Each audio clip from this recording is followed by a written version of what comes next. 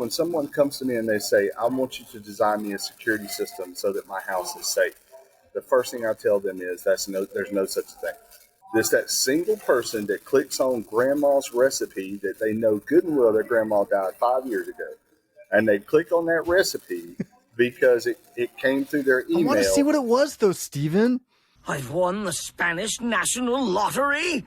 No, it's a scam. Professor, stop! You're giving away personal information. I can afford to give away anything I want. I've won the Spanish National Lottery. We can't say the future without AI. I mean, there's no way around it. 50% of workers now believe AI is going to improve their experience. When I come into the meeting room, I need a way to incorporate my AI with what's going on in the meeting.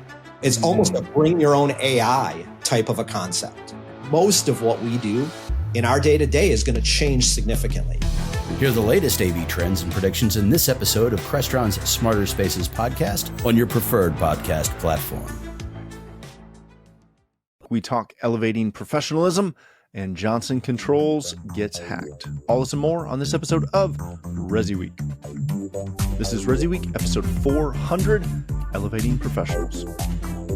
Hey, welcome to this episode of ResiWeek. This is your weekly roundup of all the latest news and stories for the residential AV industry. I'm your host, Matthew Scott for AVNation.tv, and this week we are pleased to be joined by two of my good friends. First, we have Mr. Steven Brawner. He's the owner of ProAudio Georgia. How you doing, brother? Man, I'm outstanding. This is so beautiful in Georgia.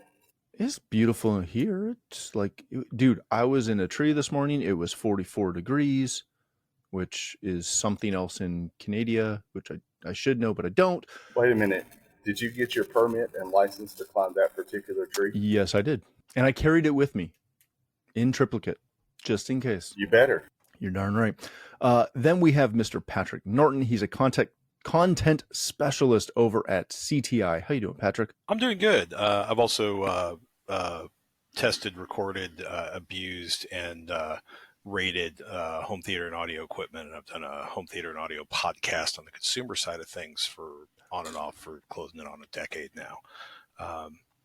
This is fun. I'm getting to talk to the big boys with the real budgets.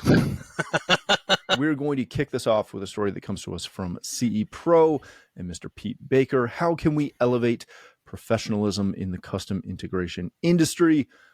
Poor experiences deter prospective clients, can be reduced potentially with, I added the potentially for you, with more certifications, educations, and suppliers vetting their dealers, as well as greater accountability.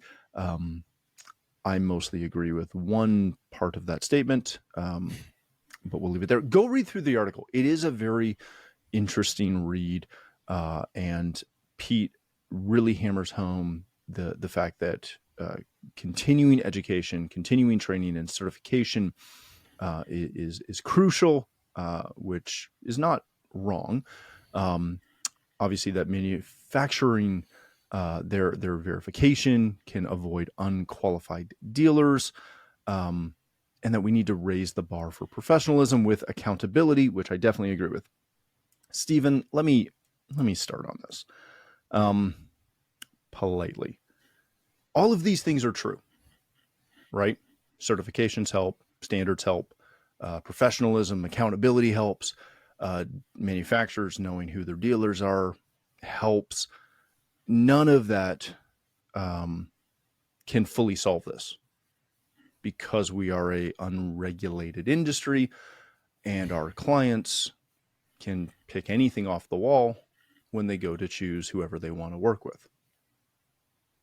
Will any of this that Pete's talking about in the long run actually serve to get better product as the be all and end all? It would be different if we all worked for one company and we all worked to a certain standard and we all participated in the industry like we're supposed to. But we don't.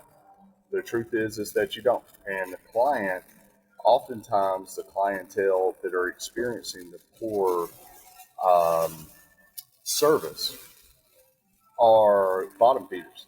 They're looking for the lowest price, or at least close to the lowest price, and you get what you pay for.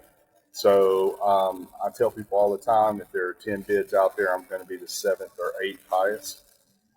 But you can rest assured that all the parts and pieces are in my estimate.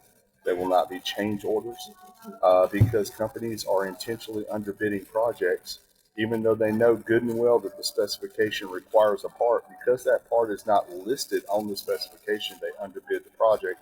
They come in later and they add the parts and pieces that are necessary. So on every single project that I have lost, I have gone back, because I do this. I keep in touch with people. I keep a good rapport, and I go back and I say, what was the final invoice in there? And never fails. It's always 20, 30, 40% higher than what was quoted. And you start looking at it, and it's because they were dealing with bottom feeders. So I'll tell you how you fix that is you just don't work with those clients. Yeah. A client is only your client if they're not shopping you. If they're shopping you, then you're just another person to them. They're not a client. You deliver the best service you can, and if it's a project you have to take, then you take it. But in my world, one of my clients is someone that's not out shopping me constantly.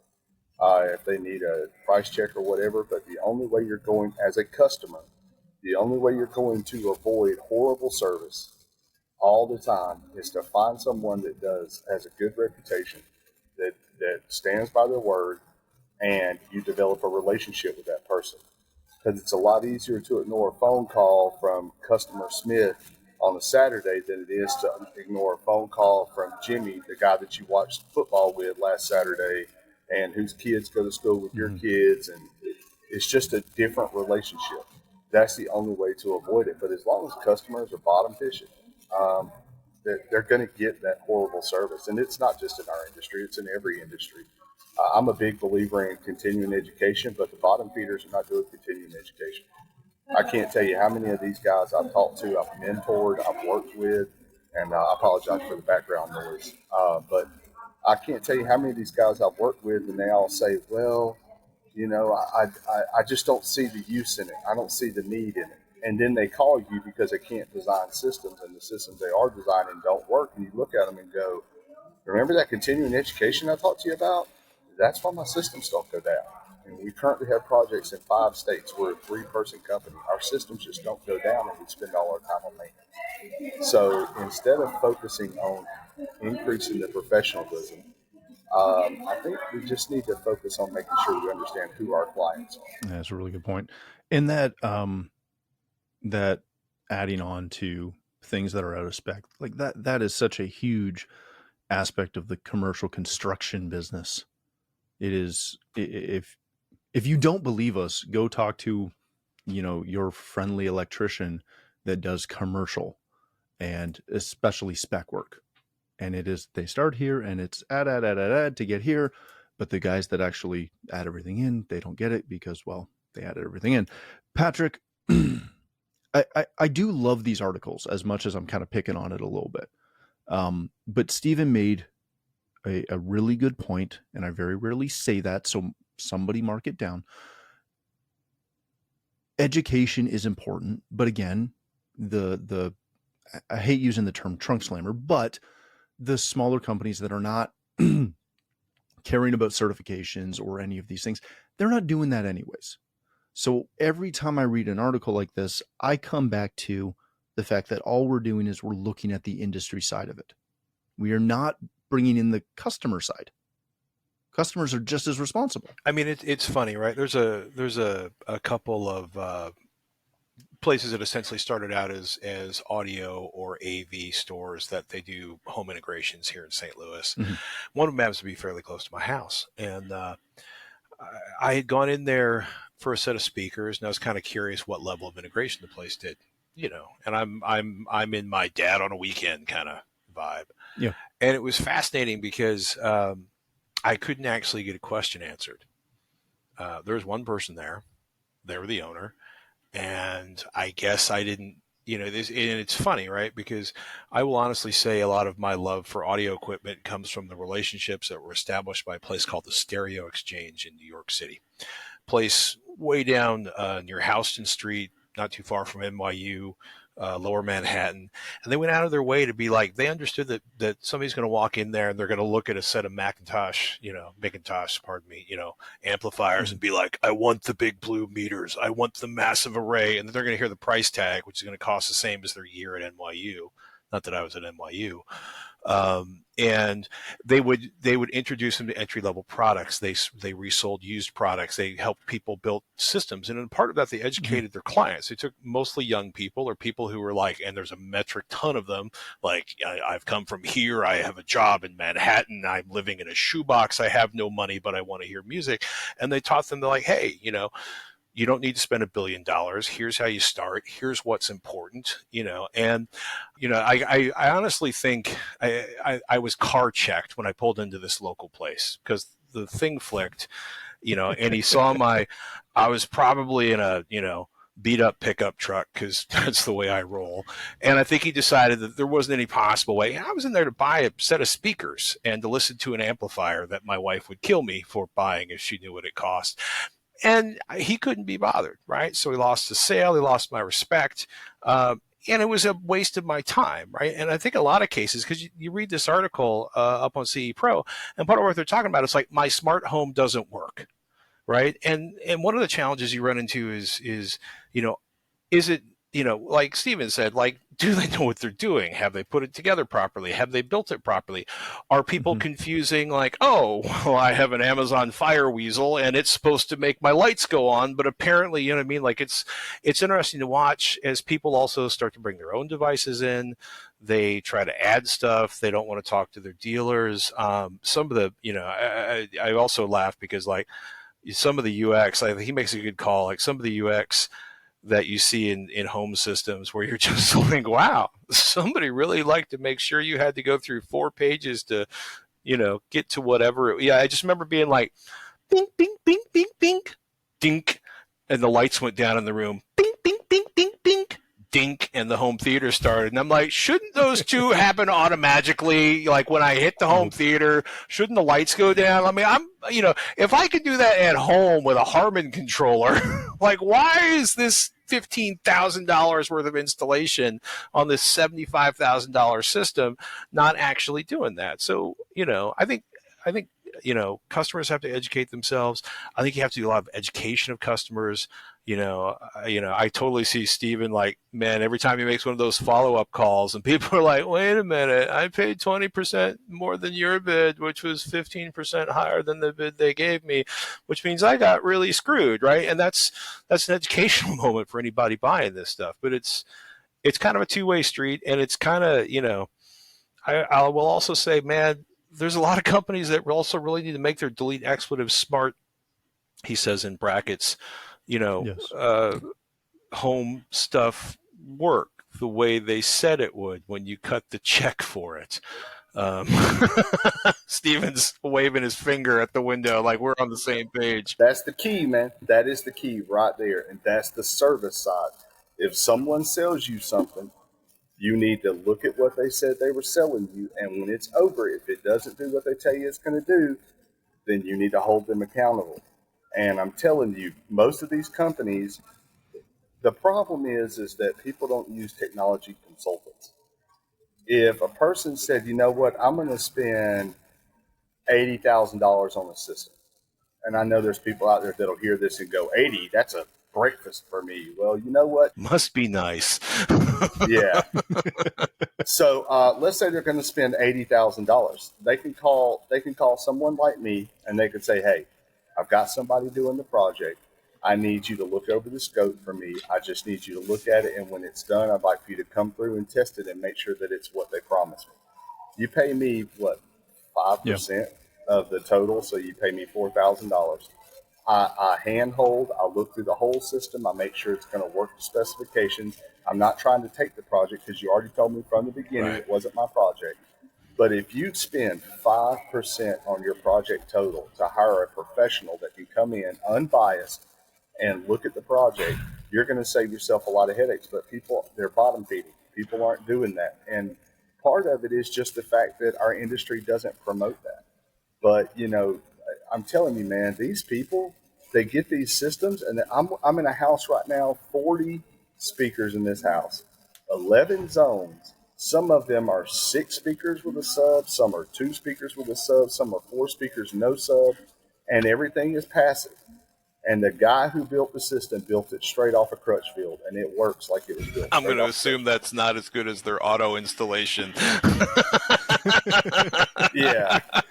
My thing is I tell people all the time that you get what you pay for. And if you're looking for quality, look through the quote. Pull the warranties. Look at the products they're using. Does the product come with more than a 1-year warranty? If it comes with a 1-year warranty on every product they sell, probably not a great product line. You know, there are giveaways, but you talk about professionalism back to the original thing. People like me, and I don't know Patrick, but he seems like a super great guy. So people that look at this as a different, as a profession, as a career versus a job, they're going to treat it that way. And their quotes are going to show that. Their quotes are attractive. Their quotes have extended warranties on products, things like that. Whereas, you know, the customer knows that. When the customer goes in to buy a Mercedes, they didn't go in buying a Mercedes thinking, okay, I'm going to get it for a Ford price.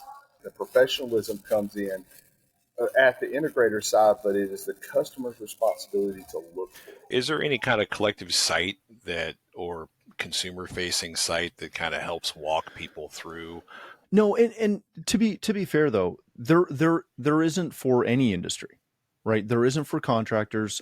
I'm in a local building group, and you just see the number of people that have got screwed because they hired a bad contractor, or they hired a bad electrician, or they hired a bad plumber. Angie's List kind of thing. Yeah, there's so many things that come into play when this stuff happens, and like my favorite example of a customer just being out of their mind was we sold a bunch of like a few little smart home things, and I get a call about the system not working. And when I say little smart home, I mean little smart home, right? A doorbell, a voice assistant, a couple stupid little things, before we got out of that business entirely. And I walked over, and they're on their panel, and they're like, look, the lights won't work. I went, what do you mean the lights won't work? As she's hitting the light button. She's like, the light button doesn't work. I'm like, yeah, you didn't buy any. She's like, what? Yeah, you need, smart switches and dimmers to control. It won't work if you don't have the switches. She's like, no. I'm like, yes. And she had been telling all her friends about this system we put in that sucks because it won't control the lights. I'm like, yeah, we didn't sell you any lights because you wouldn't buy them. They were too expensive, remember? And where that becomes the problem is she doesn't go back to her friends and go, you know what, we talked about Matt's company and I was terrible to him and he was right. Everything worked. We didn't buy that option. And that's part of where some of this happens. All right, let's change topics for a second. This comes to us also from CE Pro. Johnson Controls are impacted in a cybersecurity attack. They were hit with ransomware last week, and supposedly part of the information that may have been compromised is a bunch of DHS, Department of Homeland Security floor plans. Oh, all kinds of fun stuff in this article. Patrick, Johnson Controls is a bit of a larger company. They're not exactly itty bitty. No. Ironically, one of their, I have one of their, $30 refrigeration control systems turning a freezer into a refrigerator in my basement. But one of their bigger engineering facilities is about a half mile from where I'm sitting. When I see this stuff, Patrick, because we talk about it a lot in the industry. That, hold on, stop the press. Uh-oh. Did you just say it's turning a freezer into a refrigerator? Yeah. And we've lost Stephen. When a company the size of Johnson Controls, right, is having these kind of issues, that goes so far beyond the spec of like the local integrator trying to protect your network if you've got some JC stuff in, right? This is an area, one of my closest friends, a really good friend of mine, one of them designs tools for pen testing. Pen testing or red team were the people that get hired to attack a network at a three-letter agency at a major corporation, something like that. And their goal is to find the flaws and to help the company remove them before they get attacked, right? And another friend of mine does that internally for a major airline. I've started going to DEF CON about 20 years ago. I have a weird relationship to network security.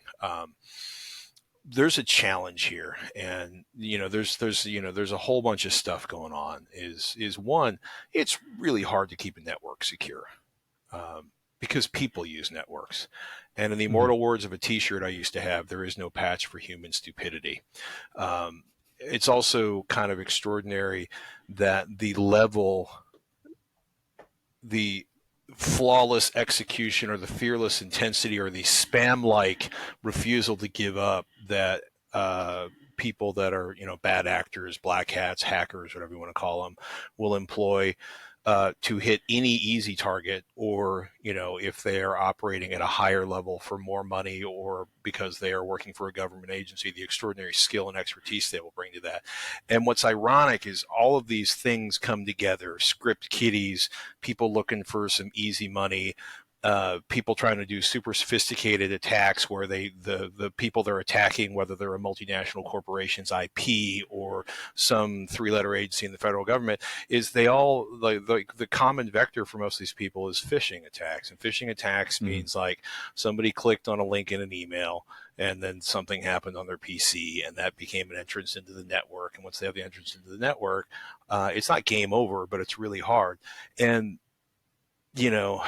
one of the challenges is that most companies don't spend nearly enough time educating their employees, investing in the InfoSec, that the sort of InfoSec employees with the expertise in InfoSec and the tools to help protect their networks. And also, they, in many cases, are like, it's worked. We don't want to put that. That's a capital expense. We can push the CapEx out to next year, and it's all fun and games until, some bad actors basically cut and pasted the OPM database for all the federal employees, several years ago. That was one of the big scary ones. Ransomware attacks have become so common now that there's ransomware insurance. The ransomware insurance was getting hit so hard. There's now entirely new, systems of backing up your data that basically force one of your backups to be either time locked or physically separated, from the world. The way we used to do it in the old days. And this is like, this is bad, right? But this is, we're in a country where we refuse to follow the rest of the world into chipping our credit cards until I think Home Depot, Target, Safeway, and a couple other of the largest retailers in the United States all got schwacked in basically the same way. And then at that point, the credit card companies finally went, oh, well, the expense of upgrading everybody to chip cards is now officially lower than the amount of money we got taken for this year, right? And that's the way people tend to approach security. Wow, somebody just locked up all our intellectual property, or somebody just shut our hospital down. We really should have invested more money in, in IT, in security, this is a line item. This is it. This is never going away. It is unfortunate, particularly when things like, Department of Homeland Security floor plans that would presumably, like, what would be on those? Would it be, the Johnson control systems that are employed in the security of that? Or does it give someone a vector to turn up the heat to a room to an uncomfortable level to potentially drive people out, make it easier to do a physical access, right? This is frustrating. If you start firing the executives that were in charge when the light item was scratched out, you make some changes. So that's the problem with our society right now as a whole is that responsibility and accountability have been canceled because somebody checks a box. Either they're skinny, they're fat, they're black, they're white, they're gay, they're straight, they're this, they're that, they like furries, they don't like furries, whatever. There's always some box that everybody checks and nobody wants to get fired and there's no accountability. So if you start going through these companies and if somebody, if they were in a meeting and it came up and an executive said, you know what, we're not going to spend that money, that person should lose their job. That person's job should hinge on the decisions that they make, just like the rest of us. But even if they spent all the monies, right? They did all the work. They did all their best practices. What do you do when you get hit anyways? Because there's lots of companies that put the best effort forward. Yeah. And there's nobody to fire. You can't stop it. It's just like when someone comes to me and they say, I want you to design me a security system so that my house is safe. The first thing I tell them is there's no such thing. Because the truth is that a security system is the only way to do that is to incorporate multi-level, including electronic and personal security. And even then, these things that you see in the movies where these special forces guys go in, you cannot stop a single person with a gun. If a single person without accomplices wants to do something, they're going to be able to do it. And that's what the Secret Service will tell you is their biggest fear. I know some of those guys. They'll tell you straight up, it's not the groups, the terrorists, it's the single person. You know who IT people fear? The same damn people. It's that single person that clicks on grandma's recipe that they know good and well their grandma died 5 years ago. And they click on that recipe because it came through their email. I want to see what it was, though, Steven. Now they've got Victor Nakamov and Habib Hashim in their computer, both of them trying to take over because they clicked on something. The weaknesses between the keyboard and the chair, it's always been that way. But the companies can do exactly what Patrick said. They can do duplicating or redundant backups so that it's not a matter of if you'll get hit. If you are a lucrative enough target, it's not a matter of if, it's when. So you have to prepare for that. And in order to prepare for that, you spend the money it takes to secure your information. And in my opinion, if you start holding people accountable for these stupid decisions that they make, trying to save a penny here and save a penny there, when last year's profit was $8 billion, but they don't want to spend $500,000 on security backup, that's the problem. Now, if last year they lost $1 billion, I get it. But if last year's profit was $5, $7, $8, $12 billion and you don't have redundant offsite backup just in case you get taken over, you're an idiot. You deserve it. Yeah, I mean, I will say it's as somebody who lived in Northern California for a while, you know, when you have one county burn due to an electrical fire, that's one thing. But when you get like your third county in like 6 years, and then everybody realized that like 15 years ago, there was a poor county in the middle of the state up in the foothills that got burned to the ground due to a lack of electrical maintenance, but nobody knew because it was full of poor people, versus Napa or Sonoma counties, which have a lot of people with money and a lot of lawyers live there. You know, it was crazy. And PG&E kept up this great front, like, no, force majeure, act of God, lightning, we can't stop it. And then one of the things that came out was like all of this money that was supposed to be going towards line maintenance or cutting trees back or any number of other things went into, I don't remember, could have been stock buybacks, could have been something else, but it was basically like, we don't need to do maintenance, this is profit, you know. And I think by the time it was all over and done with, they were $30 billion in the hole and trying to, you know, a $13.5 billion settlement, $30 billion in the hole. Oh, I also forgot, you know, they had old gas lines that blew up a neighborhood a few miles south of where I lived. You know, and I was laughing because somebody's like, they can't be held responsible for that. And I'm like, I'm pretty sure if you've got a 100-year-old gas line and you don't check it regularly, I'm okay with you being held responsible for that, because it's not like they never cashed my energy check. In the city I'm from, a couple of neighborhoods over, we had a meth house blow up a neighborhood. So that's, you know, it's kind of the same thing. All right, gentlemen, let's wrap it there. Patrick, if people want to connect with you, learn more about CTI or anything else you're messing around with, where can they do that? You know, you can always head over to, I think we're calling it X this week. Yes. I post occasionally on Twitter. I do a home theater and audio podcast. It's very consumer facing. And that's at AVEXCEL, AVXL.com or AVXL on your favorite podcatcher. Excellent. Mr. Brawner, if people want to connect with you, learn more about ProAudio Georgia, where can they do that? I think go to ProAudioGeorgia.com or ProAudioCarolinas.com. They can look me up, ProAudio_GA. I'm all over the place. If you Google, I'm just there. Just maybe walk out on the corner on your sidewalk. I'm probably standing there annoying somebody. So, yeah, reach out to me.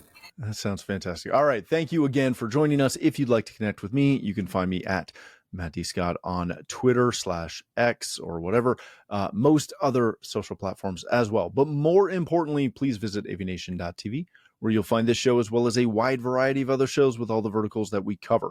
When you visit the website, please take a moment to check out our supporters. We are extremely thankful for their support and ask that you check them out as well. Thanks again for watching. That's all the time we have for this episode of ResiWeek, The network for the AV industry. What are you listening to? This is AV. This is AVNation. This is AVNation. Hello, this is Steve Greenblatt, host of AVNation's A State of Control podcast. Each month, Rich Fregosa and I explore trending topics related to control programming and automation in the audiovisual industry. We speak with a variety of AV professionals who share their perspectives, knowledge, and experiences. Please join us for this monthly conversation. Check out A State of Control on avnation.tv or wherever you get your podcasts.